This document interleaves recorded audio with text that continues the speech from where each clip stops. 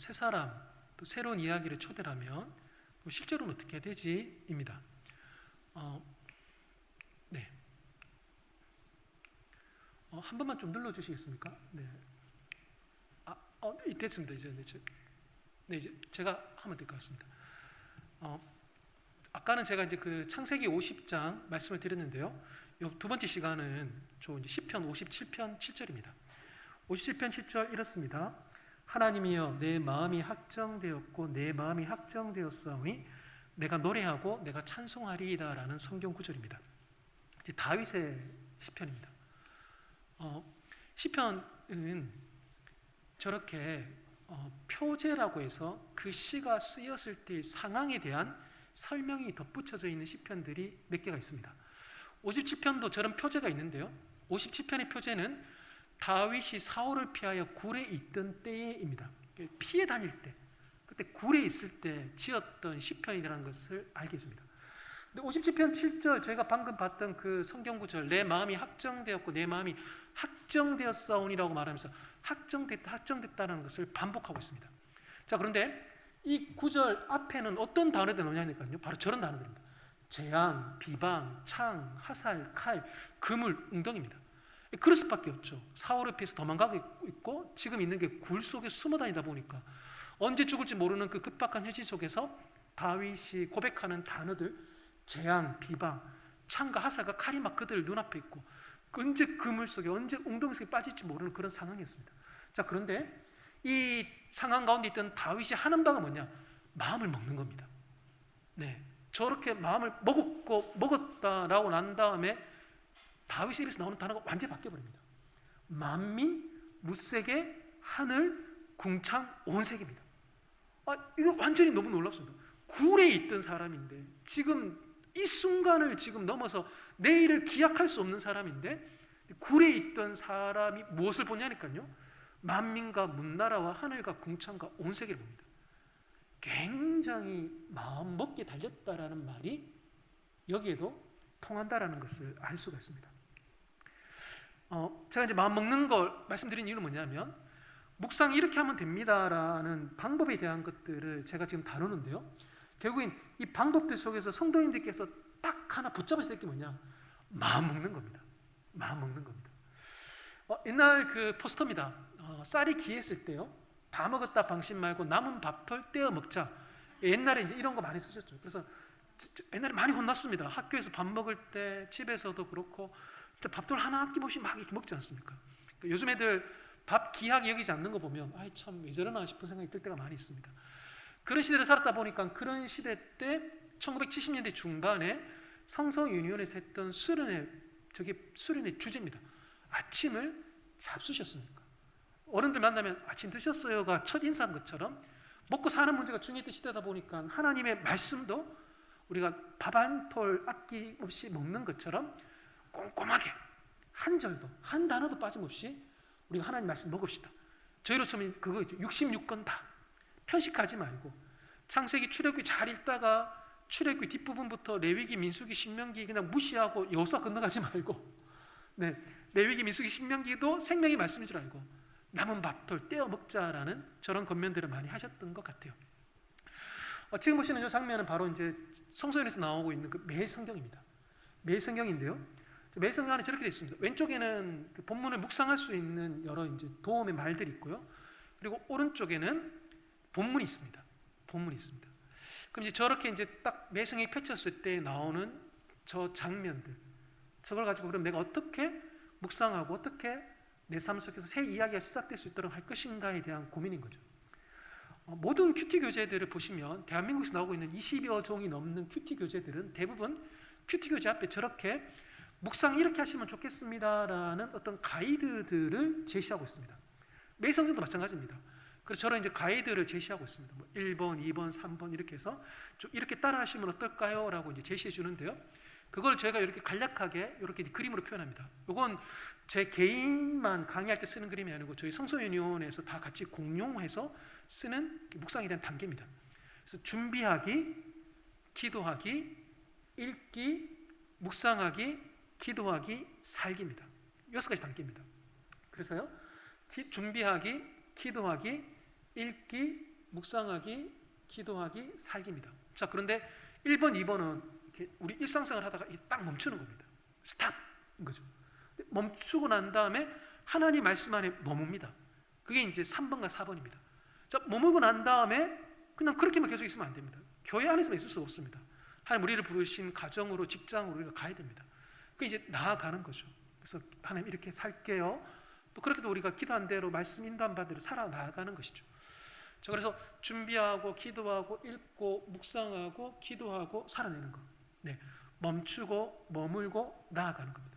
이것도 영어로 보니까요, 스탑, 스테이, 스텝 가지고 이제 세 가지의 S로 이렇게 구성되어지는 것을 보게 됩니다. 자, 성도님들 제가 한번 문제 한번 내보겠습니다. 한번 맞춰보시겠습니까? 고령제일교회는 이제 몇 번째 맞출지 제가 한번 제가 궁금함을 가지고 한번 여쭤보겠습니다. 자, 1번부터 해서 6번까지 단계가 있습니다. 준비하기, 기도하기, 읽기, 묵상하기, 기도하기, 살기가 있습니다. 자, 6가지 단계 중에서 실제적으로 가장 중요한 단계가 있다면 몇 번이신 것 같습니까? 이렇게 살짝 손 드시고 말씀 한번 해주시면 됩니다. 네. 1번부터 6번까지 중에 실제적으로 묵상 관련해서 실제적으로 가장 중요한 단계가 있다면 바로 몇 번이다? 네. 보통 이제 한국 교회 성도님들이 이제 예배 시간에 손 들고 우리 그런 경건항동 안 한다. 그래도 한번 제가 한 번만 더 여쭤보겠습니다. 1번부터 6번까지 몇 번인 것 같다? 예? 네, 저기 노춘아 지사님 맞으시죠? 네, 네네. 집사님, 제가 선물 하나. 맞추셨습니다. 네. 저기 노춘아 지사님 1번이라고 맞춘 세 번째 교회입니다. 네, 제가 수십 교회 다녔는데 1번이라고 딱 바로 맞춘 교회가 거의 없었습니다. 1번 맞습니다. 보통 이제 4번 얘기하시거든요. 묵상 아니냐, 지금 묵상하는 그 강의하는데 아닙니다. 그러면 3번 얘기하십니다. 그 본문 읽는 건가 보다 생각하시거든요. 그러다가 이렇게 되게 머리가 빨리 돌아가시는 분들이 있습니다. 기도가 2번 나오네. 2번에도 기도, 5번에도 기도. 그러면서 빨리 캐치하신 분들은 2번 기도 이렇게 얘기 안 합니다. 애매하게 기도 익합니다. 그러면 이제 2번 아니면 5번으로 그냥 헤아려 듣고 맞춘 걸로 해주겠지 싶었는데, 근데 이제 그것도 땡 그러면 당연히 이제 사는 거지. 6번 얘기하십니다. 땡 그러면 남는 1번밖에 없는 거죠. 1번이 정답입니다. 왜냐하면요, 제가 아까 문제를 어떻게 드렸냐면 실제적으로 묵상과 관련해서 중요한 단계, 실제적으로 이걸 제가 딱 단서를 붙였습니다. 그러니까 아까 57편 7절에서도 마음을 먹는 걸 말씀드렸는데요, 1번이 안 되니까 제가 수백 명의 성도님들을 제가 관찰해서 내린 결론은 뭐냐니까 1번이 안 되면 2번, 3번, 4번이 안 됩니다. 첫 단추가 안 깨어지니까 절대 그 다음 진도 안 나가는 거, 이게 묵상이더라고요. 그래서 제가 1번부터 6번까지 제가 좀 간략간략하게 설명을 드리는 중에 제일 중요한 게 있다면 몇 번인가? 바로 1번입니다. 1번인데요, 지금 보시는 이 건물은 예수님께서 사셨던 그 시대의 팔레스타인 땅에 있던 건물의 외관입니다. 저렇게 이제 생겼대요, 집들이. 자, 그런데 이 집을 조금 안을 들여다보니까요, 저렇습니다. 안쪽을 보니까 짐승도 있고, 그리고 가만히 그림을 보니까요, 저 집안에 한 가구가 사는 게 아니라 여러 가구가 같이 살고 있는 것을 알게 됩니다. 집에 아침에 눈 뜨면은 시끄러운 거죠. 시끌벅적한 거죠. 사람 소리, 짐승 소리, 그리고 옥상에 보니까 일하시는 아저씨도 있는데 저때 얼마나 이게 방음이 안 됐을 거지 않습니까? 그러니까 위에서 일하는 소리 그대로 다 들리는 거죠. 그러니까 집은 아침에 눈 뜨면 이미 시끌벅적합니다. 자, 그런데 저던 집에서 조금 바깥을 나가면 이제 마을 풍경은 저런 거죠.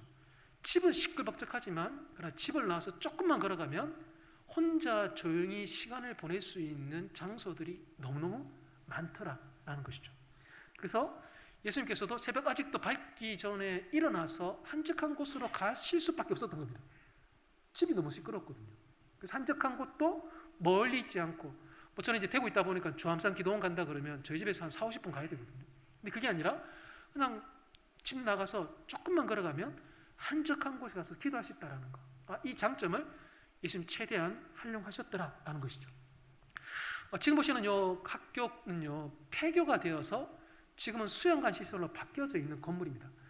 경북 영덕에 있는 그 이제 수양관인데, 제가 2년 전에 이 수양관에 제가 이제 겨울에 1월달에 일이 있어서 제가 몇 번을 갔었습니다. 제가 이제 수양관에 가든 수련회 때문에 이제 어떤 뭐 콘도를 가든 그러면 늘 제가 이제 도착하면 하는 버릇이 있습니다. 아침마다 홀로 조용히 묵상할 장소가 어디 있을까? 그걸 이제 제가 찾는 게 늘 버릇이었습니다. 저 수양관 건물은 폐교를 만들어서 그런지 공간이 별로 넓지가 않았습니다. 1층에 딱 들어가면 이제 식당이 있습니다. 1층 왼쪽에는 집회실이 있고 1층 오른쪽에는 화장실 또 샤워실이 있었습니다. 2층이 다 숙소로 되어 있는데요. 교실들을 이렇게 이제 개조했다 보니까 교실들이 이렇게 반틈씩 나눠가지고 방을 만들었다 보니까 방마다 그렇게 방이 별로 크지가 않았습니다. 그래서 방이 한 4-5명 정도 이렇게 자게끔 배치를 하셨다 보니까 뭐 제가 아침에 묵상한다고 해서 제가 혼자 뭐 불을 탁 켤 수도 없는 상황이었습니다. 공간이 그렇게 큰 그런 수양관이 아니었기 때문에 아침에 홀로 조용히 묵상하고 해서 찾는다 어려웠습니다. 겨울이다 보니까요. 제가 영덕인데 뒤에 산이 있고 앞에 강이 흐릅니다. 저 경북 내륙 지방이 얼마나 추운가를 제가 그때 몸소 경험했었습니다. 나가서 한다? 얼어 죽겠더라고요. 그래서 이번에는 공간을 못 찾겠구나. 그러다가 이제 그러면 1층 집회실에서 할까 딱 싶었는데 저녁에 이제 광고를 하십니다. 광고를 하는데 어떤 광고냐니까는 주무실 때 코에서 소리가 나시는 분들은 1층 집회실에서 주무셔도 됩니다. 집회실이 따뜻한 온돌 바닥이었거든요. 그러니까 거기서 이제 코 골고 주무시는 분들이 있는데 제가 불 켜고 나 혼자 성경 본다고 그럴 수도 없지 않습니까? 이번에는 혼자 조용히 묵상할 장소 찾기가 어렵겠네 싶었는데요. 제가 이제 그러다가 이제 첫째 날 이제 저녁에 그 1층에서 2층으로 딱 올라가다가 보니까요. 2층 로비인데 거기에 저런 문이 하나 있었습니다. 뭐지? 하면서 그냥 지나가는데 근데 제가 오고 가다가 저 문이 열린 걸 딱 보게 됩니다. 자봉들이 저기서 뭘 빼더라고요. 빼는데 저렇게 딱 돼 있습니다. 저 안에 문을 딱 열면 이불, 책상 등등 청소 도구 등 수련회에 필요한 물건들을 넣어두던 창고에 있던 겁니다. 근데 제가 지나가다가 제가 우연히 저 문 열린 걸 딱 보고 난 다음에 그래! 저기다 싶었습니다. 문이 열리니까요. 저 열릴 만큼의 공간이 딱 있지 않습니까? 제가 저기 안에 딱 들어가 보니까 제가 딱 앉아가지고 다리를 딱 펴면 딱 되는 그 공간만큼 딱 있는 거예요. 너무 안성맞춤이더라고요. 그런데다가 저기 딱 들어가니까 여호와의 예비하심이 있습니다. 뭐냐니까요. 이거 아십니까? 예전에 성도님들 집집마다 다 적어 있었습니다. 저 그 예배상 있지 않습니까? 플라스로 된 거, 그 예수님 목자 그림 있는 거. 저 진짜 집집마다 다 적어 있었거든요. 마침 저기 딱 한 개가 있는 겁니다. 제가 이제 저거 딱 피고 저 위에 성경책 놓고 제가 이제 묵상하는 시간을 보냈던 거죠. 이거는 어느 그 초등학생이 그 겨울 방학 계획표라고 이렇게 그려가지고 인터넷에 올려놓은 사진입니다. 근데 이 아이가 2021년 새 방학 계획표라고 이렇게 그렸는데요. 저희도 학창 시절에 저렇게 그렸던 기억이 납니다. 근데 저희 집 지금 이제 초등학생 쌍둥이 애들이 지금 초등학교 4학년인데 그 아이들 이제 방학 때 하는 거 보니까 저거 여전히 저거 그리는 선생님들 많이 계시더라고요. 근데 제가 저거 보여드리는 이유는 뭐냐면 저런 이제 그 계획표 있지 않습니까? 또 요런 또 다른 그림의 계획표들 아이들이 방중생활 계획 관련해서 이렇게 생활 계획표를 그릴 때 하는 게 뭐죠? 줄 끊는 겁니다. 몇 시에 일어나서 몇 시까지 밥을 먹는다. 몇 시부터 몇 시까지 학원 간다. 몇 시부터 몇 시까지 TV 본다. 애들의 생활 계획표의 특징은 뭐냐? 2줄을 쫙 끊는 겁니다. 묵상에 대해서 준비하는 첫 번째 단계 관련해서 제가 말씀드린 건 뭐냐니까요. 바로 이 2줄 끊는 겁니다. 내 삶에 2줄을 끊냐 끊지 않느냐, 이게 굉장히 중요한 묵상의 승부처입니다. 지금 보시는 교회는 대구 교대가 있는 그 동네가 있는데요. 대구 교대 길 건너편에 영선시장이라는 시장이 있고 그 시장 안에 있는 남은교회라는 합동측 교회입니다. 제가 그 IBF라는 선교단체에서 제가 간사로 오랫동안 사역을 했는데 제가 주로 사역했던 데가 바로 대구 교대였습니다. 제가 저기서 한 9년 정도 사역을 했었는데요. 대구 교대 길 건너편에 시장 안에 저 교회가 있어가지고 학생들이 저 교회 지하에 있는 새벽 기도실 거기 가서 굉장히 기도를 많이 했었습니다. 낮에나 아니면 인근에서 자취하는 학생들은 이제 밤에 저 교회 지하 예배실에 가서 많이 기도했었습니다. 저는 저 교회 이제 그 낮에 점심 전으로 제가 시간 내서 저기 가서 이제 제가 잘 기도를 했었는데요. 어느 날 제가 이제 기도하러 이제 가면 그 점심시간 전후에 늘 잘 계시는 한 여자 성도님 계셨습니다. 제가 저 뒤쪽에 앉아서 제가 이제 하고 있으면 그 성도님 한 이쯤에서 이렇게 하셨습니다. 크기가 딱 이 정도였던 것 같습니다. 네, 이 정도였던 것 같은데, 근데 이쪽에서 기도하시고 저는 저 뒤에 앉아서 기도하고 있고, 뭐 또 그분이 이제 뭐 알아서 나가시면 저는 또 나가시는 갑다 하고 이제 저는 이제 또 이렇게 기도하고 있었지. 제가 그분 나가시는데 제가 뭐 인사한다거나 그러면 안 되죠. 저는 열심히 그냥 저 혼자 또 기도하고 막 그러고 있었습니다. 그러다가 제가 이제 기도한다고 저 이제 지하 예배실에 딱 들어가는데 저 여자분이 딱 나오셨습니다. 깜짝 놀랐습니다. 늘 그 시간에 가면 계시는 분이 그분밖에 없었으니까 그분인가 보다 딱 확신할 수 있죠. 딱 나오시는데 그분이 무슨 옷을 입고 계시냐니까요. 은행 직원들 있지 않습니까? 은행 직원 유니폼을 입고 계신 거예요. 요 교회 인근에 있는 대구 교대 인근에 있는 그 은행에서 근무하시는 여자 직원이셨던 거예요. 이분이 점심시간 활용하셔가지고 여기에 한 20분, 30분 이렇게 오셔가지고 말씀 읽고 기도하고 찬양하고 이걸 다 하시더라고요. 찬양도 하시고 성경도 읽으시고 기도도 하시고 막 기도하시는데 뭔지는 잘 모르지만 많이 우시더라고요. 그래서 그러신가 보다 싶었는데 이걸 꾸준히 하시는 거예요. 직장생활 얼마나 힘듭니까? 그 꿀 같은 그 점심시간 얼마 되지 않는 시간일 수도 있는데 그 시간을 이분은 내셔서 기도하러 오신 거예요. 인생에 하나님 만나는 시간이라고 두 줄을 쫙 꺼놓은 게 바로 자신의 점심시간인 거죠. 절대 그럴 수 없습니다. 뭐냐면 그거 저기 회사 출근하기 전에 하지. 그거 집에 가서 하지. 근데 우리가 뭔지는 모르지만 그분의 가정 상황이 있을 수 있지 않습니까? 출근 전후에 여의치 않지만 자신의 최선은 바로 그 20분, 30분 내는 거. 굉장히 귀했던 거죠. 그러다가 제가 이제 어느 날 또 그분을 딱 붙였습니다. 한동안 또 시간이 지나고 난 다음에 깜짝 놀랐습니다. 그 여자분 배가 이만큼 나온 겁니다. 임신하셨는데 막달 같더라고요. 그러니까 진짜 배가 막달 배로 막 차오르신 거예요. 제가 너무 놀랐던 거죠. 직장생활, 은행 직원들 얼마나 바쁩니까? 계속 오지 않습니까? 손님들 계속 오는데 시간 내가지고 밥 먹고 한숨 돌려야 되는데 근데 그 시간에 기도하러 오신 것도 귀한데 홀몸이 아니었던 거예요. 그 무거운 배 들고 저도 저희 집에 저희 아내가 4번 임신하다고 제가 배를 다 봤거든요. 막달에는 사람이 움직인다는 것 자체가 이건 신비더라고요. 제가 이제 쌍둥이 임신할 때는 배 터지지 않나 싶어가지고 진짜 제가 날마다 긴장했었습니다. 근데 그 얼마나 힘듭니까? 애를 임신하고 있다 자체가 너무 힘든 일인데 직장 생활하지, 애 그렇게 임신돼 있지. 그런데 이분은 인생의 두 줄을 쫙 끈 게 그 시간이니까 무거운 몸 이끌고 오셨던 거예요. 오셔서 기도하고 말씀 읽고 돌아가셨던 거예요. 여기 이제 인터넷에서 검색하니까 이 사진이 나오더라고요. 그래서 고령제일교회 사진입니다. 고령제일교회가 만일 묵상에 대해서 우리가 잘 뿌리 내리게끔 하자. 그러면 첫 번째 신경 써야 될 게 바로 저겁니다. 언제 어디에다가 내 묵상의 두 줄을 쫙 끌 것인가. 이게 안 되면 2번, 3번, 4번 절대 진도 나아가기가 어렵습니다. 제가 이제 그 묵상에 대해서 온라인으로 이제 신청받아서 한 5주 동안 이렇게 강의를 하곤 합니다. 예전에는 그냥 뭐 다양한 분들이 신청해 주셨는데 코로나 이후에는 보통 이제 교회 단위별로 신청을 많이 하시는 걸 겪게 됩니다. 이거는 어느 교회, 통합직 교회인데요. 어느 교회 그 유치부 선생님들 8분이 요청하셔서 재작년에 그분들 대상으로 이렇게 이제 그 강의를 했었습니다. 제가 이제 묵상에 대한 강의를 하면 몇 주차 때 제가 숙제로 내드린 게 뭐냐니까 바로 저겁니다. 성도님, 언제 어디서 묵상하시겠습니까? 두 줄을 어디에 끄시겠습니까? 라는 거를 제가 이제 이렇게 요청을 드립니다. 8분이 숙제를 쭉 해주신 거예요. 숙제를 쭉 해주셨는데요. 보니까요. 첫 번째 분, 새벽 5시 거실에서 작은 상 펴놓고 하겠다. 마지막 분, 오전 7시 거실 작은 테이블 사겠다.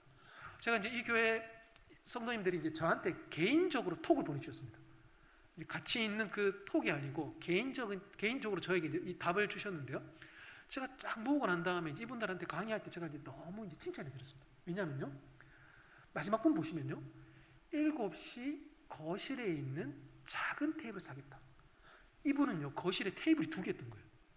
큰 테이블도 있고 작은 테이블도 있었던 거예요. 부자십니다. 근데 작은 테이블인데 여기는 안 놓지만 그 작은 테이블 2인용인데 그 테이블 바로 왼쪽 오전 7시 너무 세밀하게 잘 정하신 거죠. 구체적으로 어디에서 내가 한다라는 이 두 줄을 끊는 것 굉장히 중요한 묵상의 승부처입니다. 나의 하루는 4시 30분에 시작된다는 책이 있습니다. 이 책 이제 쓰신 변호사 이 여자분이신데요. 이 김유진이라는 이 여자 변호사이십니다. 근데 이분이 이제 유튜브에서 먼저 좀 인지도를 쌓으셨습니다. 4시 반에 하루를 시작해요. 근데 이분은 변호사인데 한국 변호사가 아니라 미국 뉴욕주 변호사입니다. 4시 반에 일어나서 열심히 공부해서 미국 변호사가 됐고 지금은 한국의 대기업의 고문 변호사로 지금 이렇게 이제 살고 있습니다. 성공한 겁니다. 사법시험 된 것도 성공한 거지만 대기업에 취업했다? 굉장히 큰 성공을 한 거죠. 근데 제가 이제 이분 유튜브랑 이분 책을 보면서 제가 되게 동기부여된 게 뭐냐면 도전받은 게 뭐냐니까요. 바로 이겁니다. 이분은 성공했습니다. 4시 반에 일어나가지고 변호사 시험 됐고 대기업에 취업했습니다. 성공했는데 그런데 지금도 4시 반에 일어납니다. 좀 안 그래도 되는데 근데 지금도 그의 삶의 지속성을 갖고 4시 반에 그의 삶을 깨우고 있습니다. 유튜브에서는 몰랐는데 저번 책을 제가 읽다가 보니까 마지막에 자기가 그리스도인이라고 이렇게 언급하는 것들을 보게 됩니다. 아까 보여드렸던 그 묵상의 여정이라는 책에 나오는 또 다른 내용입니다. 중단 없는 진득한 묵상을 하는데 가장 필요한 것은 묵상을 향한 열정이 아니다. 하나님을 향한 간절한 사랑도 하나님의 말씀에 대한 사모함도 아니다. 묵상의 중요성에 대한 통렬한 각성도 아니요 깨달음의 기쁨이나 신기한 적용의 경험도 아니다. 가장 중요한 것은 훈련된 몸이다. 몸의 기억이다. 묵상은 몸으로 한다 이 되어 있습니다. 공부만 엉덩이로 하는 게 아니라 묵상도 엉덩이로 하는 겁니다. 몸으로 두 줄 잡고 오는 그 시간에는 핑계대지 않고 다른 거 손 내려놓고 성경을 펼치고 매일 성경을 펼치고 바로 그 자리에 앉아서 하나님께 귀 쫑긋 여는 것. 그게 바로 묵상하고자 하는 사람들이 첫 번째로 반드시 마음먹으셔야 돼요. 확정하셔야 될 중요한 일입니다. 조지 버나드 쇼라는 분이신데요. 이분의 묘비명에 대해서 한국말로 저렇게 제일 많이 풀이됩니다. 우물쭈물하다가 내 이럴 줄 알았다. 근데 이분이 내 그 인생 이렇게 살았네라고 인생에 대해서 한탄할 만큼 아쉽게 사신 분이 결코 아닙니다. 노벨 문학상 받으신 분입니다. 노벨 땡땡상을 받았다는 것은 그 분야에서 정말 최선을 다해서 살았던 사람들이신 거죠. 이렇게 최선을 다해서 사신 분인데도 불구하고 인생을 한번 돌아보니까 내 묘비명에 이렇게 남기라라면서 무엇을 얘기하시냐니까요. 우물쭈물하다가 내 이렇게 됐다는 거죠. 제가 여기 고령 제일교 성도님들 앞에 제가 외람되지만 저도 이제 원래 49이 되다 보니까 내년이면 제가 5학년 되는 거죠. 벌써 이렇게 됐어 싶었거든요. 돌아보니까 진짜 우물쭈물하면서 머뭇머뭇하면서 왔던 시간들이 너무 아깝더라고요. 그래서 우물쭈물하다가 이렇게 훅 가버립니다. 그래서요 오늘 우리에게 마음 주셨을 때 두 줄을 쫙 끊는 거 그게 바로 묵상을 통해서 새로운 이야기가 펼쳐지게끔 하는 데 가장 중요한 첫 단추다라는 것을 말씀드리고 싶습니다. 이렇게 준비하고 난 다음에 이제 저희가 이제 기도하게 됩니다. 말씀 보기 전에 기도하는 거 그거 성도님들 너무너무 잘 하십니다. 예를 들면 매일 성경에 나오는 그 주제 성경 구절을 할 수 있는 시편 119편 105절 주의 말씀은 내 발의 등이요 내 길의 빛입니다. 내 발의 등이요 내 길의 빛인 이 말씀으로 오늘 이 하나님께서 이 말씀을 나에게 조명해 주십시오. 이렇게 저희가 이제 기도 드릴 수 있습니다. 근데 이제 말씀을 읽기 전에 기도를 한다 이런 의미가 있습니다. 저희가 보통 이제 성경을 대할 때 발동되는 것들이 있습니다. 바로 나의 지식과 경험과 능력과 자원입니다. 이게 발동이 됩니다.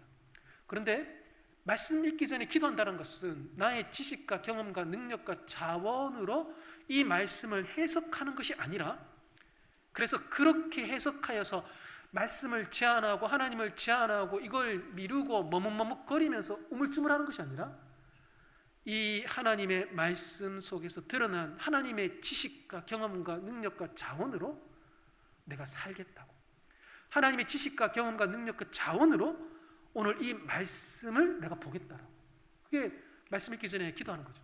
그래서 하나님의 말씀이 옳습니다라는 것입니다. 말씀 읽기 전에 기도하는 것은 내가 옳아요. 하나님 풀렸어요. 하나님 나한테 왜 그래요가 아니라 하나님 당신이 옳으십니다 라는 그 마음을 다시금 먹는 것 그게 말씀 읽기 전에 기도하는 이유인 것이죠. 저렇게 이제 매일성경 있으면 저희가 이제 교육할 때 이렇게 합니다. 매일성경 제일 그 왼쪽 위에 보면 이제 그날 본문에 대한 제목이 있습니다. 그 제목 위에도 공간이 있습니다. 그 공간에 한두 문장 정도로 길지 않게 묵상하기 전에 기도문을 한번 적어 보십시오라고 이렇게 제안합니다. 그건 성도님들의 여러 개인적인 상황과 형편에 따라서 말씀 보기 전에 기도하고 싶은 것들이 있겠죠. 그때 다룰 수 있습니다. 근데 제가 되게 신비한 경험을 많이 해본 게 뭐냐니까요. 지금 보시는 요 매일성경은 청소년 매일성경입니다. 근데 제가 이제 지난 2월 달에도 어느 교회에서 이제 당일로 수련회를 한다 하셔가지고 오전 오후에 묵상 강의 해달라 해서 제가 이제 갔었습니다. 갔는데 아이들하고 제가 이제 마지막에 저 실습을 하는데 저때 이제 아이들한테 제가 이제 그래 얘들아 왼쪽 위에 여백에다가 너가 말씀 읽기 전에 너 하나님께 기도하고 싶은 거 한 문장으로 적어봐라 딱 그랬습니다. 그랬더니 이제 애들이 적은 것 중에 어떤 게 있냐니까요. 하나님 말씀에 집중하게 해주세요라고 어떤 아이가 딱 적었습니다. 자 그러고 난 다음에 이제 이 아이들하고 이제 실습을 쭉 했습니다. 본문을 읽고 질문에 답하면서 그다음 얘들아 오늘 본문을 너희가 이렇게 읽었는데 본문에 하나님 말씀이 이걸 말하고 있으니까 너희 자 그러면 그 말씀에 이때 너희가 뭘 기도하고 싶어 하고 마지막에도 한 문장 적어봐 딱 그랬습니다. 그랬더니만 말씀에 집중하게 해주세요라고 적었던 아이가 그 말씀을 다 읽고 난 다음에 뭘 기도하냐니까요. 말씀에 집중하는 하루가 되게 해주세요 딱 기도하는 겁니다. 근데 이제 얘는 몰라요. 중고등학생들은 기억력이 10초입니다. 특히 교회 관련해서는 얘는 돌아서 잊어버립니다. 뭐 BTS 뭐 노래 가사 이런 건 잘 외우는데 지가 방금 적었는데 그거 1시간 전에 실습할 때 처음 적었던 그 묵상전 기도문과 이 본문을 다 읽고 난 다음에 그 본문에 의지하여 그 본문에 근거하여 자기가 이렇게 살고 싶어요라고 적었던 그 기도문이 저렇게 유사하다는 것을 애들이 몰라요. 그때 참여했던 애들 한 20여 명 됩니다. 근데 제가 너 첫 번째 적은 기도문 뭐야? 본문을 다 하고 난 다음에 실습하고 난 다음에 네가 본문을 의지하여 네가 적은 기도문은 뭐 했다 했더니 막 이때 했던 거 마지막에 했던 게 거의 유사한 애들이 거의 절반이었습니다. 막 소름이 했던 거죠. 그러니까 묵상 전에 잠잠히 그 말씀을 펼치기 전에 읽기 전에 하나님 나에게 주시어서 기도하게 하시는 그 마음 있지 않습니까? 굉장히 소중합니다. 그 마음이 이 말씀을 미리 준비시킨다는 그 일들이 되게 많은 거죠. 자 이렇게 저희가 묵상 그 이제 가르침을 할 때에 성도님들에게 저희가 이제 저는 숙제를 드립니다. 묵상 전에 개인이 쓸 한 문장 정도의 기도문을 저에게 이제 카톡 보내주십시오. 딱 그럽니다. 그럼 저도 이제 합동 측 어느 교회 이제 초등부 선생님들 8분 신청하셔서 5주 동안 할 때 제가 드렸던 숙제인데요. 저 숙제를 제가 딱 받으면 제가 늘 놀랍니다. 교회는 한 몸이 맞구나. 저 8분인데요. 저 8분 중에 무려 5분이 기도문에 눈 딱 그럽니다. 희한합니다. 자, 그런데 또 다른 교회입니다. 또 다른 교회에 중고등부 선생님 4분이 이제 신청하셔서 저희가 이렇게 이제 교육을 했는데 이 교회에 이제 묵상전 기도문 보내주세요 딱 그랬습니다. 저에게 개인적으로 보내주세요 딱 그랬다 보니까 남이 뭐 보낸지를 모르시는 거예요, 이분들은. 근데 이분들은 뭐가 들어갔냐니까요. 아버지. 4분 중에 3분이 들어가 있습니다. 근데 이 앞에 교회에 아버지라는 말 한 번도 안 나옵니다. 근데 이 교회에 눈 딱 한 번 나옵니다. 근데 공통적으로 아버지 나옵니다. 희한합니다. 그래서 아마 여기 고령제일교 성도님들 만약에 한 10분 모아가지고 저런 시습 딱 해가지고 기도문 한번 보내주세요 묵상 전에 딱 그러면 아마 거의 유사하게 나오는 단어들이 있을 겁니다. 그게 아마 그 교회를 향하여 하나님께서 이끌어가고자 하시는 집중케 하고자 하시는 바 어떤 메시지가 담겨져 있겠죠. 묵상 전에 기도하는 것 예산해 볼 게 아닙니다. 그 전에 이미 그 기도 가운데 하나님께서 주시는 마음도 있습니다. 그 마음과 그 하나님에 대한 믿음을 가지고 말씀을 잘 읽어나가는 준비 굉장히 중요한 거죠. 자, 이렇게 이제 준비 작업을 하고 난 다음에 세 번째 이제 본문을 드디어 읽습니다. 본문이 있습니다. 지금 보시는 대학교는 서울대학교입니다. 서울대학교인데 대구의 합동측 교회입니다. 그 교회 이제 담임 목사님은 학벌이 되게 좋으십니다. 서울대 물리학과를 나오셨습니다. 최고의 학벌인 거죠. 서울대 물리학과. 근데 이분이 이제 그 대구에서 이제 고등학교 시절을 보내셨는데요. 이분이 대구에서 고등학교 때 다닐 때 그 모의고사 치면 모의고사 성적표가 이제 저희 딱 나오는데 이제 그 과목마다 이제 대구에서 몇 등, 또 전체 합해 가지고 대구에서 몇 등 이렇게 이제 성적표가 나옵니다. 또 전국에서 몇 등 나오는데 이번에 이제 고등학교 다닐 때 모의고사 치면 수학 점수는 대구에서 1등을 놓쳐본 적이 없대요. 이제 서울대 물리학과 간 거죠. 근데 이제 이런 담임 목사님이시다 보니까 이 목사님이 설교 중에 잠깐 공부에 대한 이야기를 하면 학부모님들이 귀를 쫑긋 여십니다. 저도 이제 그 교회를 제가 이제 사역하기 전에 제가 몇 년 다닌 적이 있는데, 그때 담임 목사님이 이렇게 이 꿀팁을 방출하셨습니다. 설교 중에 이제 방출하셨는데, 자기가 이제 서울대 물리학과 나왔다는 걸 모든 성도들이 다 아시니까, 제가 이제 수학을 잘했던 이유가 있다고, 잘했던 방법이 있다고. 제가 머리가 똑똑한 게 절대 아니라고. 제가 수학을 잘했던 이유는 뭐냐니까, 저 이제 수학의 정석 예전에 저거 고등학생 때 다 적어갖고 있었는데요. 수학 정석에 나오는 문제를 딱 접하면 그 문제를 딱 푸신답니다.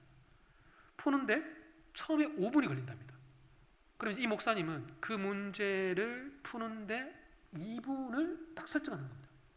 그러면서 자기가 이미 풀어서 아는 문제인데도 불구하고 그 문제를 계속 반복해서 푸시는 거예요.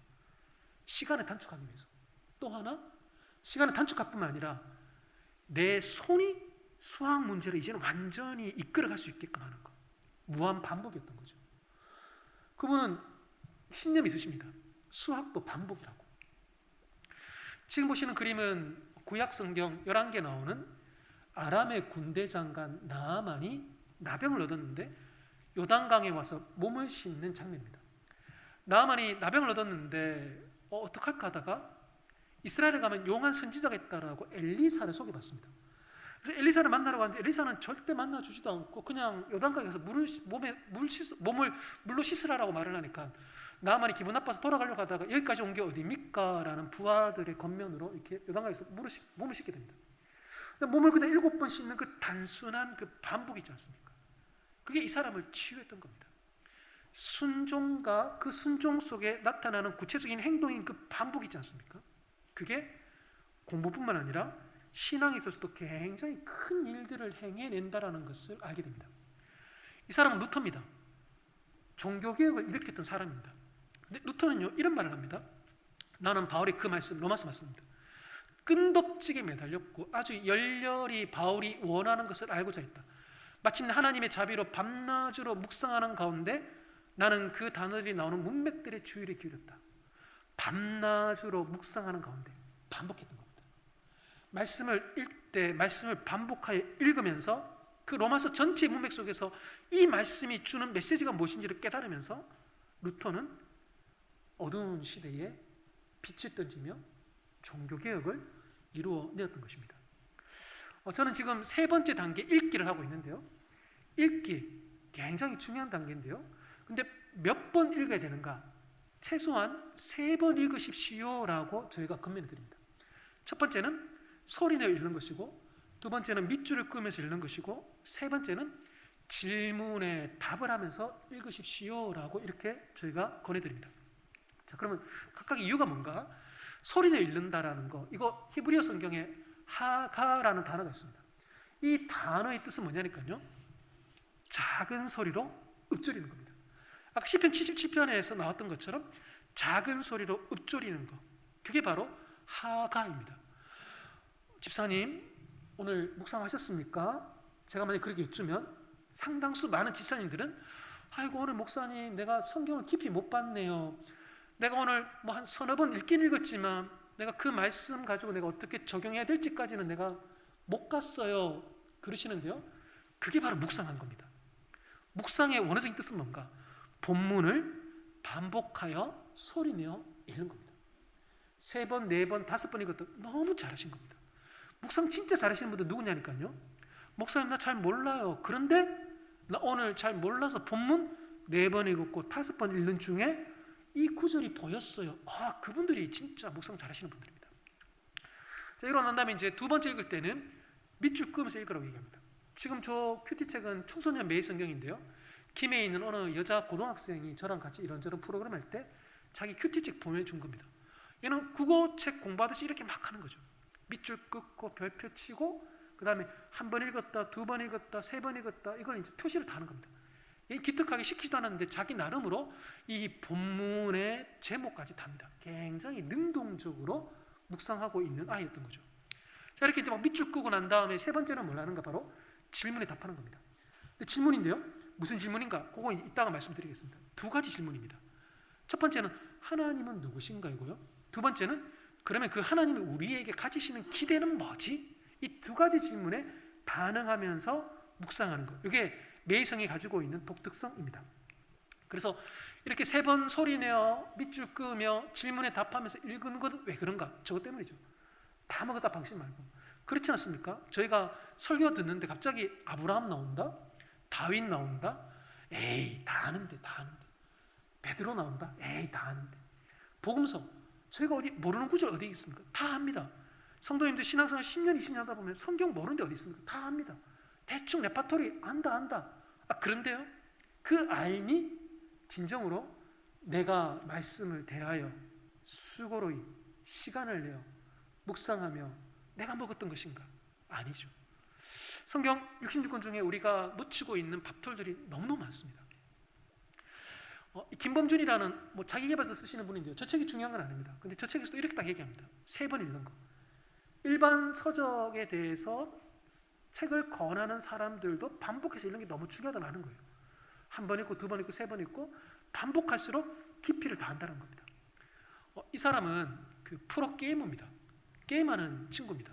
근데 이상혁이라는 이 프로게이머한테 질문했습니다. e스포츠에 관심 있는 친구들에게 프로게이머의 삶을 추천합니까? 라고 딱 묻자 이 프로게이머가 이렇게 얘기합니다. 프로를 꿈꾼다면 게임의 모든 것을 포기할 각오를 해야 됩니다. 이게 이 친구의 답입니다. 프로게이머 되는 거는 되고 싶다고 되지 않습니다. 프로게이머가 될 확률은 0.01%입니다. 이 바늘구멍입니다. 근데 누가 그 0.01%의 그 바늘구멍을 뚫고 프로게이머가 되는가? 바로 저겁니다. 지루할 만큼 규칙적이고 반복하여 게임을 하는 사람, 그 사람이 바로 프로게이머가 되는 거죠. 인생에 대한 여러 부분들을 보면 서울대 가신 목사님들, 나만이든 아니면 성경 자체가 말하는 바든 일반 신앙 서적에 대해서가 아니라 일반 서적에 대해서든 그리고 이런 이제 프로게이머 선수들이든 이들이 결국 한 게 있습니다. 반복입니다. 반복. 성경 묵상 잘하시는 분들 결국 뭔가 읽되 반복하여 그 본문을 읽어내시는 분들입니다. 자, 이제 읽으셨다면 그 다음에 이제 묵상을 하시는데요. 자, 묵상 굉장히 뭔가 좀 철학적이고 좀 어려운 느낌의 단어입니다. 그러면 이거 묵상이라는 걸 어떻게 해야 되는가? 요겁니다. 매일 성경은 수많은 큐티 교재들하고 아주 유사합니다. 그런데 수많은 큐티 교재들하고 아주 다른 매일 성경만의 독특함이 바로 저겁니다. 2가지의 질문으로 말씀을 묵상하게 한다는 겁니다. 그 2가지 질문이 뭔가? 하나님, 본문에 따라서 예수님과 성령님은 어떤 분이십니까? 또 하나님이 그러시다면 그러면 나에게 주시는 교훈은 무엇입니까? 라는 저 2가지 질문을 가지고 성경을 묵상하게끔 하는 것, 그게 바로 매일 성경입니다. 그래서 저렇게 하는 거죠. 오늘 본문에 하나님이 이런 분이시네. 왜냐하면 몇 절에서 바로 하나님이 이렇게 말하고 있고 소개하고 있으니까. 자, 그러면 하나님이 이런 분이시니까 그래서 나는 어떻게 반응할 것인가? 바로 요 단계로 올라가는 겁니다. 그래서 말씀을 읽을 때 가장 먼저 발견하기를 있어야 되는 게 뭔가? 바로 오늘 이 본문 속에서 하나님은 어떤 분이시지? 오늘 이 본문 속에서 우리 주님은 어떤 분이시지? 그걸 발견하셔야 됩니다. 그것을 찾고 그러면 그 하나님 앞에 내가 반응해야 되잖아요. 그래서 난 이렇게 살게요라고 반응하는 것. 이게 매성이 가지고 있는 묵상의 독특법입니다. 자, 그러다 보니까요, 매성에 펼치시면 왼쪽에 보면 하나님 이런 분입니다. 우리에게 주시는 교훈과 기대는 이겁니다에 대해서 묵상하는 그런 조언을 주는 도움의 글들이 있습니다. 오른쪽에 보면 빈 공간이 있는데요, 성경 구절 옆에 거기에도 딱 이 2가지 질문이 있습니다. 하나님 어떤 분이십니까? 우리에게 주시는 교훈은 무엇입니까? 이걸 찾고 묵상하게끔 만드는 것이죠. 그래서 이 물음표는요, 참 신기합니다. 물음표는 물음표로 끝나지 않습니다. 질문을 던지면 그 질문은 반드시 해답으로 돌아오더라라는 것이 이상하게 인생에서도 그렇고 하나님에 대한 질문에서도 마찬가지였습니다. 자, 그러면 목사님, 그렇게 2가지 질문으로 성경을 묵상하는 근거가 있습니까? 바로 저겁니다. 사도행전에서 제일 중요한 게 뭘까요? 라고 성도님들에게 여쭤보면 아마 거의 대부분의 성도님들은 오순절날 성령 강림하신 거, 그거 얘기하실 겁니다. 굉장히 중요한 사건 맞습니다. 그런데요, 사도행전 1장부터 28장 사이에 무려 3번이나 반복되는 게 있습니다. 바로 그게 저겁니다. 사도 바울이 다메섹에서 예수님 만난 사건, 저건 무려 3번이나 반복됩니다. 첫 번째는 사도 바울이 직접 겪었던 일이고요. 나머지 2번은 뭐냐? 사도 바울이 자기가 어떻게 예수님 만났는지에 대해서 간증하면서 그 이야기를 끌어옵니다. 그래서 무려 28장 안에 3번이나 저 사건을 얘기합니다. 반복으로는 저 이야기를 쫓아갈 게 없는 게 바로 사도행전입니다. 반복으로 보면 제일 중요한 게 뭔가? 사도 바울이 예수님 만난 장면입니다. 사도 바울이 예수님 만날 때 어떻게 합니까? 묻습니다. 주님 누구십니까? 그래서 주님 답하십니다. 나는 네가 박해하는 나사렛 예수다. 답을 하십니다. 바울이 또 묻습니다. 주님, 그러면 내가 뭘 할까요? 묻자 주님 답하십니다. 일어나 다메섹으로 들어가라라고 얘기하십니다. 성도님도 한번 생각해 보십시오. 우리 인생에 던질 수 있는 가장 큰 질문이 있다면 뭘까요? 저 2가지 아니겠습니까? 도대체 하나님 누구십니까? 그 다음 뭘겠습니까? 하나님 그런 분이시라면 하나님 내가 여기서 뭘 할까요? 뭘 할까요? 하나님 제가 원래 49인데요. 제가 뭘 할까요? 하나님 제가 지금 성소년을 생각하는데 제가 뭘 할까요? 하나님 이제 3월달입니다. 제가 뭘 할까요? 하나님 4월달에 요한복음으로 말씀 묵상하는데 주님 어떤 분이십니까? 이 주님이시라면 그럼 내가 도대체 뭘 하겠습니까? 뭘 하면 좋겠습니까? 묻는 거죠. 자기 소견에 옳은 대로 사는 것이 아니라 묻고 그 물음에 대해서 하나님이 말씀을 통해 우리에게 들려주신 바를 따라서 그 진리의 빛을 쫓아 살아가라고 부르심 받은 사람들, 성도고 그들의 모임이 바로 교회인 것이죠. 그런데 저희는 잘 묻기를 두려워합니다.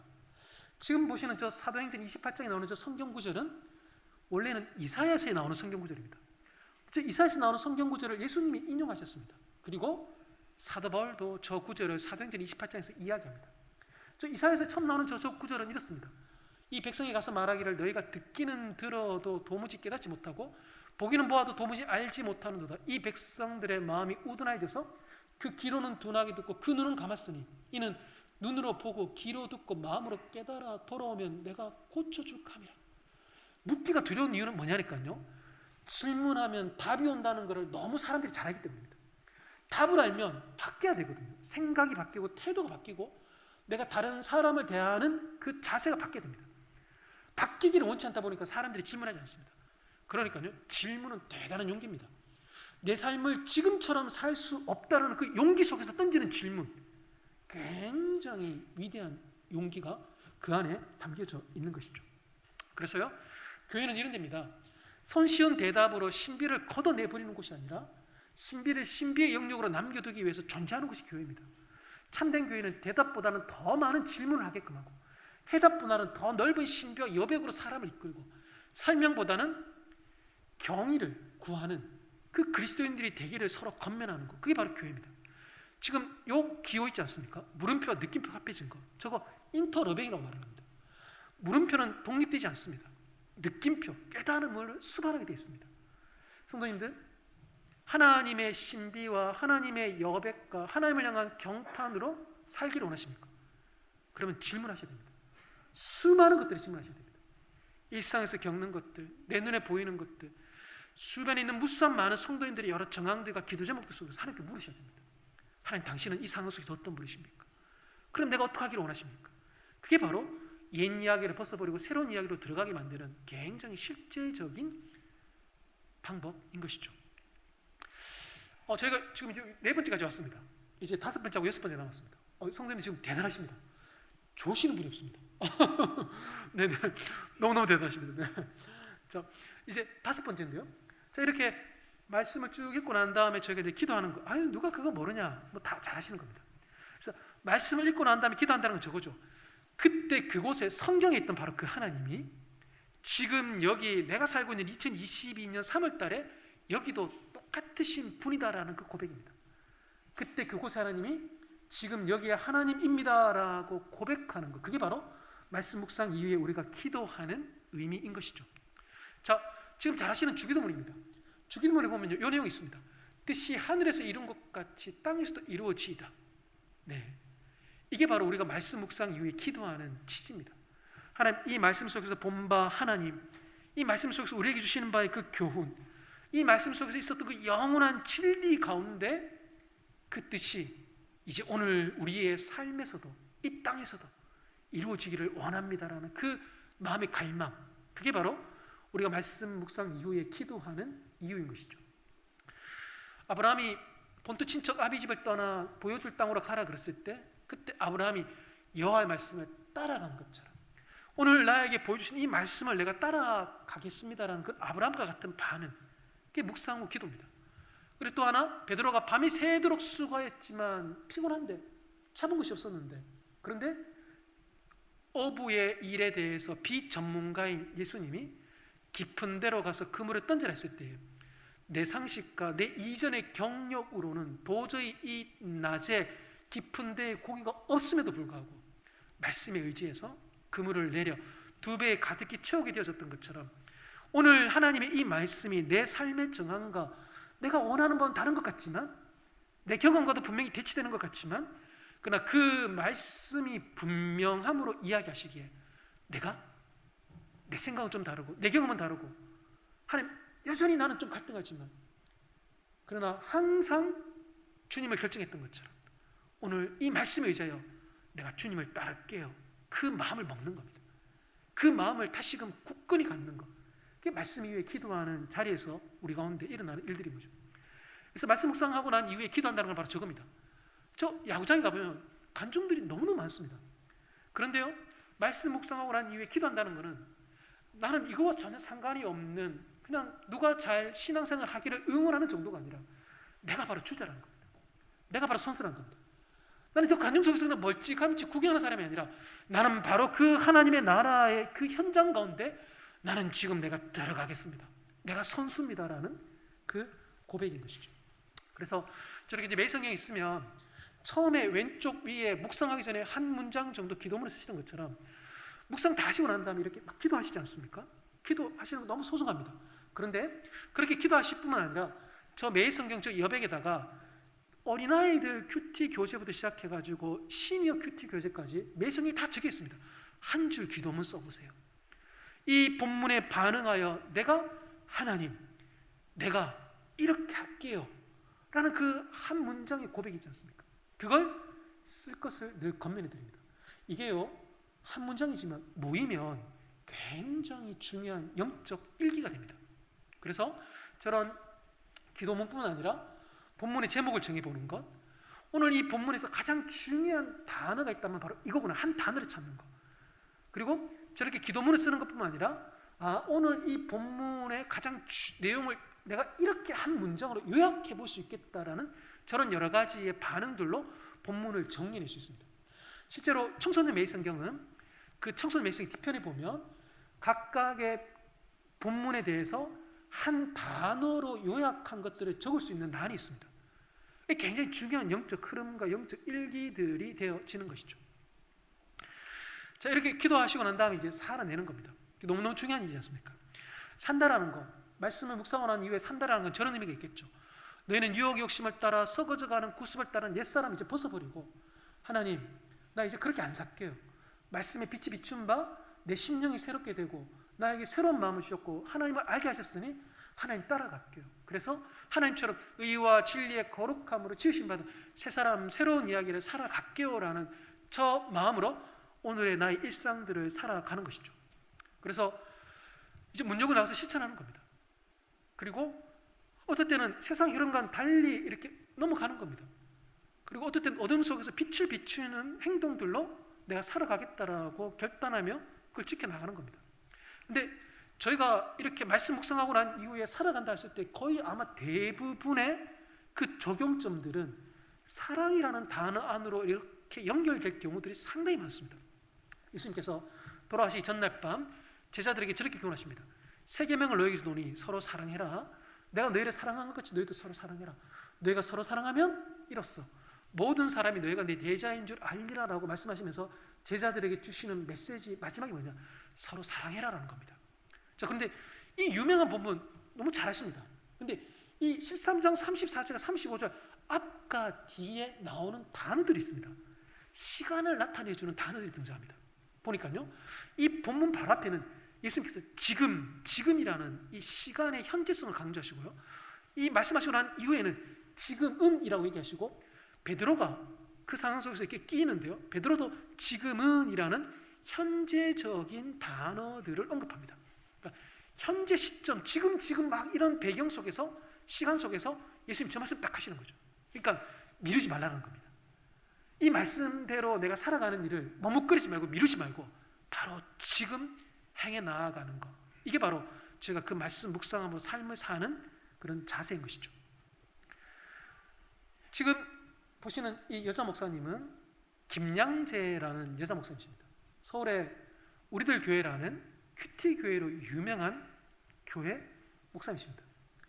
제가 이제 오늘 오후 이제 강의를 제가 이제 마무리를 해야 되는데요. 이 김양재 목사님이 쓰신 첫 번째 책이 바로 저 책입니다. 날마다 큐티하는 여자입니다. 저 책을 제가 일단 깜짝 놀랐습니다. 저분이 이제 결혼하셨는데 남편이 산부인과 의사였습니다. 근데 남편이 별로 이제 신앙이 있지는 않았습니다. 근데 남편이 이제 의사였는데요. 어느 날 이제 토요일입니다. 토요일 날 병원에서 연락이 왔습니다. 원장님이 아프시다고. 그래서 김양재 목사님이 이제 부랴부랴 이제 남편한테 갔습니다. 갔더니만 남편이 아침만 해도 멀쩡하게 병원에 출근했던 사람인데 몸이 완전히 지금 망가진 겁니다. 그래서 무슨 일이 있었는가 보니까 이 남편이 이 몸에 있는 동맥이 파열됐는데 그 파열된 이유가 바로 이렇게 간암 말기였기 때문인 겁니다. 본인 의사인데도 그걸 잘 몰랐던 거죠. 근데 지금 이게 이제 막판까지 온 거죠. 근데 본인 의사니까 이제 직감한 거죠. 이제 내가 며칠 못 살겠구나 딱 싶었던 거예요. 아침만 해도 잘 병원 갔다 오라고 이렇게 배웅해줬던 그 남편이 지금 오후가 되어가지고 생사를 지금 이제 앞두고 있는 겁니다. 이게 이제 토요일 날 오후였는데 결국 이제 남편이 주일날 그 다음날 오전에 이렇게 소천하시게 됩니다. 이때 이제 이분이 이제 굉장히 젊었을 때입니다. 남편이 죽는다, 아내가 죽는다. 그건 결혼해서 같이 살고 있는 배우자들이 받을 수 있는 가장 큰 충격입니다. 근데 이제 이 남편이 이제 거의 이제 임종하시기 전이다 보니까 병원 아니고 이제 집으로 모시고 온 거예요. 주일날 아침에 이제 일찍 집으로 모시고 왔는데 결국 남편이 이제 집에서 이제 임종을 하시게 된 겁니다. 이 김양재 목사님 너무 지금 충격적인 거죠. 어제만 해도 상상할 수 없었던 일이 하루 지난 사이 일어난 겁니다. 근데 김양재 목사님 그 책에 보면 그 남편의 죽음, 남편의 시신이 지금 바로 앞에 있는 거예요. 같은 방 안에 지금 있으니까요. 근데 이분이 지금 번뜩 남편 임종하고 난 다음에 번뜩 깨달았어요. 오늘 매일 성경으로 큐티를 못했네 싶었던 거예요. 이분이 이제 매일 성경으로 큐티를 했다고 나와 있거든요. 근데 그날 본문이 어디냐니까요. 에스겔서 18장입니다. 에스겔서 구약에서 되게 어려운 본문 중에 한 본문입니다. 근데 그날 본문을 이분이 딱 펼쳤는데 18장에 뭐가 나오냐니까요. 하나님은 공평하시다는 내용이 딱 나옵니다. 남편의 죽음 앞에 번뜩 생각이 나서 펼친 하나님의 말씀인데 그 말씀 속에서 하나님이 왜 내 삶에 이런 일을 섭섭해요, 억울해요. 당신은 불공평해가 아니라 하나님은 공평하시다는 그 말씀 앞에 이분이 탁 무릎을 꿇습니다. 그래서 그 책이 이렇게 나옵니다. 오늘 이 순간을 위해서 하나님이 지난 수년 동안 나로 하여금 말씀을 매일마다 묵상하게 하셨구나. 딱 이렇게 고백합니다. 이분 그냥 평신도 집사님이셨는데요. 남편 죽음 이후에 이분이 하나님 말씀에 붙들고 그 말씀을 묵상하는 일에 전념하시면서 지금은 목사님이 되셔가지고 굉장히 저 교회 큐티 교회로 유명한 교회입니다. 근데 저분이 쓰신 저 첫 번째 책에 보면 이렇게 나옵니다. 저 책의 밑에 내 삶을 해석하게 만드는 말씀 묵상의 힘 이렇게 얘기합니다. 저희가 이제 살 때 어떻게 사는 겁니까? 말씀과 동떨어져 사는 것이 아니라 내 일어나는 모든 삶들이 하나님 말씀 앞에서 해석될 수 있게끔 하는 것. 그래서 말씀 묵상 이후에 우리가 살아가는 것은 기대이지 않습니까? 소망이지 않습니까? 설레임이지 않습니까? 오늘 일어나는 그 모든 일들 속에서 하나님이 말씀하실 것이고 해석하게 하실 것이고 남편의 죽음마저도 해석하셨는데 해석하지 못하실 게 뭐가 있겠습니까? 그 주님에 대한 그 기대감으로 내가 오늘 하루 삶을 살아가게 만드는 것. 재수없네가 아니라 그 이면 속에 담겨져 있는 하나님의 오묘하심, 나와 동행하시면서 절대로 놓치지 아니하시는 그 하나님께서 일으키지 않으실 일들이 없음을 알고 모든 삶의 순간과 정황과 만남과 내 기분에 다운되는 그 속에서도 하나님의 말씀으로 내 일상을 해석하여 그 속에 담겨져 있는 신비와 역사와 긍휼과 사랑과 주권과 하나님의 나라를 경험하게끔 만들어주는 삶으로 우리를 부르시는 것. 그게 바로 묵상이다라는 것이죠. 왼쪽 같은 삶을 사시는 분들이 있습니다. 열심히 사시는 것 같은데 여기가 아닌갑다 하면서 이렇게 쭉 돌아가시는 분들이 있습니다. 이 길 찾고 저 길 찾고 좌충우돌 하십니다. 근데 오른쪽의 삶을 사시는 분들이 있습니다.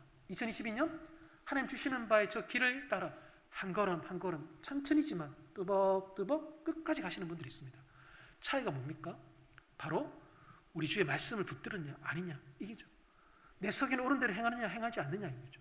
내 소견이 아니라 하나님 말씀을 붙들어 베드로처럼 말씀을 의지하여 그물을 내리라 할 때 한번 해볼게요. 그 속에서 하나님의 신비와 오묘함들을 경험해 나아가는 것. 그 사랑, 그게 바로 말씀 묵상하는 사람들이 얻는 기쁨이지 않겠나 싶습니다. 오늘 오후 두 번째 시간에 제가 족을 다뤘습니다. 준비하기, 기도하기, 읽기, 묵상하기, 기도하기, 살기입니다. 저 중에 실제적으로 제일 중요한 건 1번이라고 말씀드렸습니다. 두 줄을 쫙 끊는 거. 고령제일교회 자부심을 가져야 될 것 같습니다. 저 목사가 수십 교회를 다니는 중에 저걸 제일 먼저 맞춘 교회가 3교회밖에 없다는데 집사님 고령제일교회에 이렇게 격을 올리셨습니다. 네, 그 다음 이제 본문을 반복되어 읽는 거 말씀드렸습니다. 그리고 두 질문으로 묵상하는 거, 그게 바로 매일 성경이다 말씀드렸고요. 이거 왜 묵상 꼭 해야 되나? 우리의 삶이 해석이 됩니다. 그 속에 동행하시는 하나님 결코 어떤 순간에도 나를 떠나지 않고 나와 함께 하신다는 것을 생생하게 생방송처럼 경험케 해주는 것, 그게 바로 말씀 묵상입니다. 성도님들, 이거 이제 마지막 화면인데요. 다음 주 주일날 이 시간에 또 뵙게 됩니다. 뵙게 되는 동안 제가 이제 숙제를 좀 드리겠습니다. 저겁니다. 제가 이제 집사님 숙제하셨습니까? 제가 절대 여쭙지 않습니다. 자율적인 숙제입니다. 두 가지인데요. 시간과 장소, 두 줄 쫙 끊는 겁니다. 이거 하셔야 됩니다. 이거 안 하시면 2번, 3번 진도가 안 나갑니다. 그래서요, 나는 언제 어디서 할까? 제가 절대로 말씀 안 드리는 게 있습니다. 부탁 안 드리는 게 있습니다. 그겁니다. 몇 번 읽으실래요? 그 다음에 큐티 몇 분 할래요? 절대 제가 묻지 않습니다. 그거 다 개인이 정하시면 됩니다.